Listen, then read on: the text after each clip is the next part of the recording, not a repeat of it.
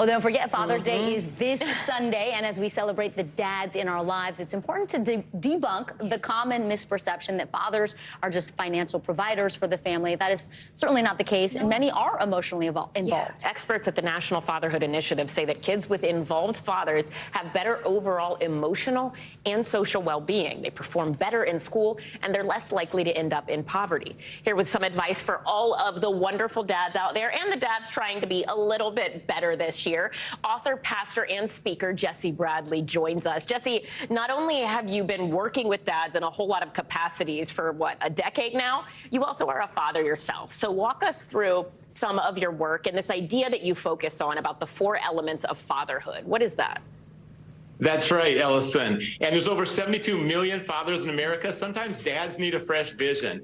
And that includes 4 elements. First, connected, because nothing's more important than relationships, and there's nothing greater than love. So emotionally enter in and connect deeply and enjoy your family. The second is invested. That's our time, talent, and treasure, and that's where we can serve and make a difference. My son and I ran a half marathon together to raise money for kids in Africa who need clean water. We didn't just want to talk about it, we wanted to do something together.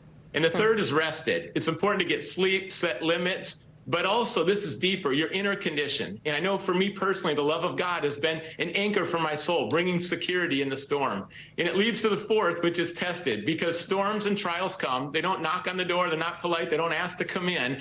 But when they come, it tests our character and our reliability. It's going to stand out. Integrity, purity. You leave a legacy because you always get to choose how you respond to the challenges in your life, and you choose your attitude. Oh, I like that. You choose your attitude.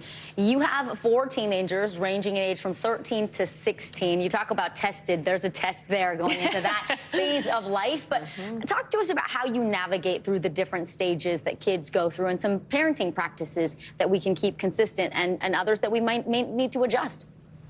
That's right. There's consistency for dads that they protect and provide. They speak the truth in love. They're humble and honest. They know when to be tough and when to be tender. That's true at every age and stage. And what I've seen is my kids grow. They need more freedom. They need empowerment. They still need opportunities and support. One of the difficult pieces for me was to hand over the car keys to my son. Oh, yeah. And I was struggling with that, but instead we made it into something fun. We picked up a minivan in California, drove it back together to Seattle, through the mountains, through the snow. We created memories because my kids need to be able to spread their wings. Oh, that's good. I like that. So what advice do you have for dads who are maybe watching this and thinking, you know, I would like to do a little better here and there? How can they improve and be a better parenting partner?